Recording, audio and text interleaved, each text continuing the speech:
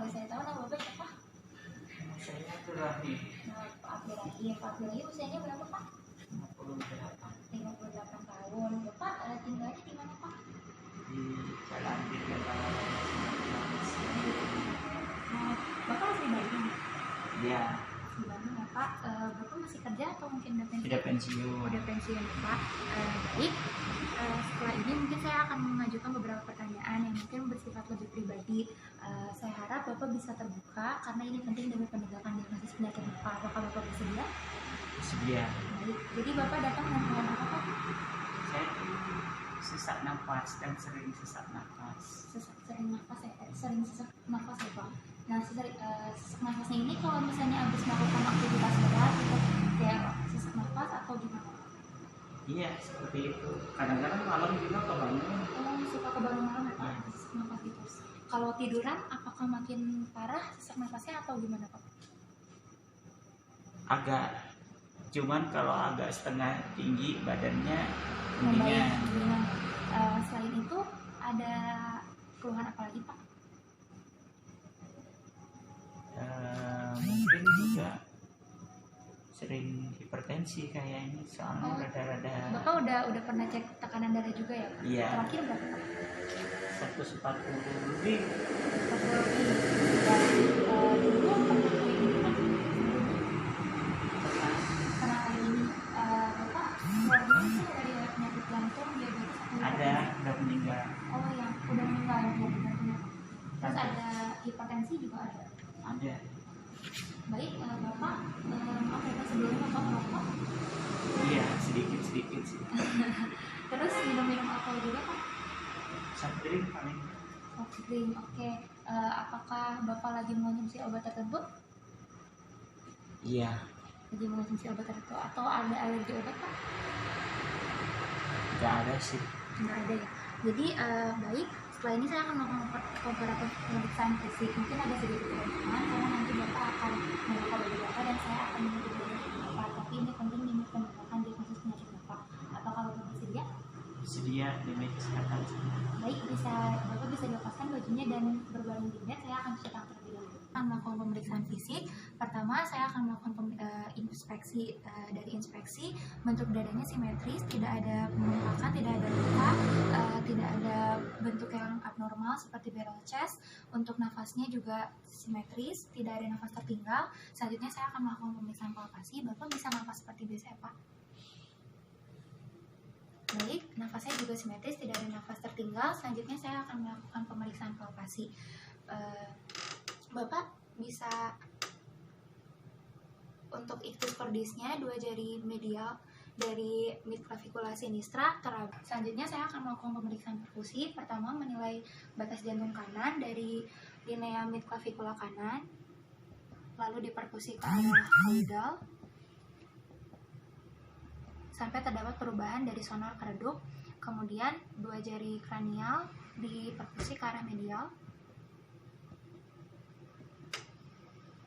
sampai terdapat perubahan dari sonor ke redup yang merupakan sonor ke pekak yang merupakan batas jantung kanan. Kita akan melakukan pemeriksaan batas jantung kiri dari linea axilla anterior sinistra,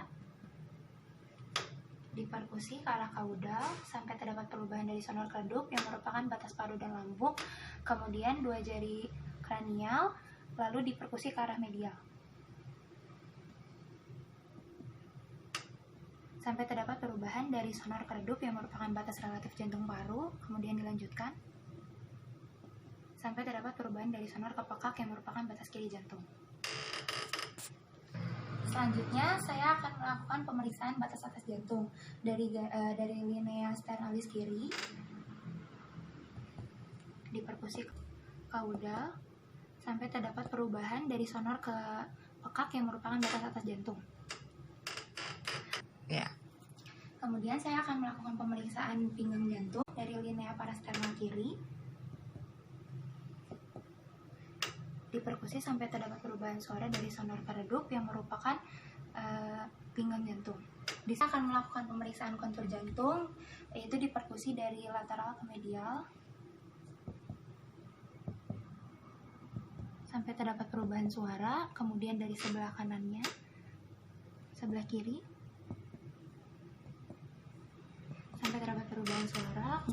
lanjutkan ke slide IGA berikutnya.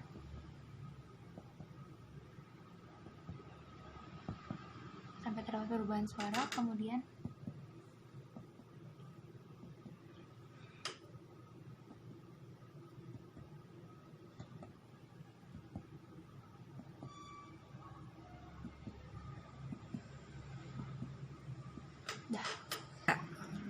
selanjutnya saya akan melakukan pemeriksaan auskultasi. Yang pertama di daerah apeks jantung atau ictus cordis untuk mendengar katup mitral.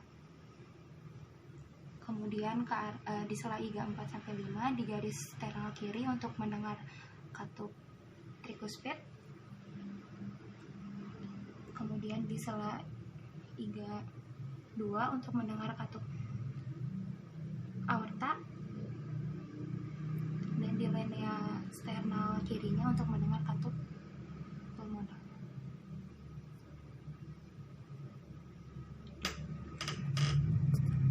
Selanjutnya saya akan mengukur tekanan vena jugular Bapak. Bapak bisa madep ke sebelah kiri, Pak? Enggak, kepalanya aja. Kemudian dibendung vena jugularnya di bagian proksimal, di bagian proksimal di atas clavicula dan juga di bagian distal di bawah mandibula. Kemudian yang proksimal dilepaskan dan dilihat undulasinya. Lalu pada titik undulasi tersebut pakai mistar ke angulus sternalis, lalu diukur tingginya.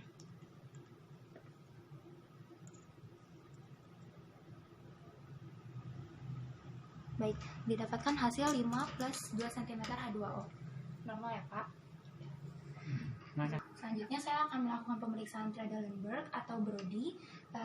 Jadi Bapak akan saya benung ya, Pak, di sini menggunakan tourniquet.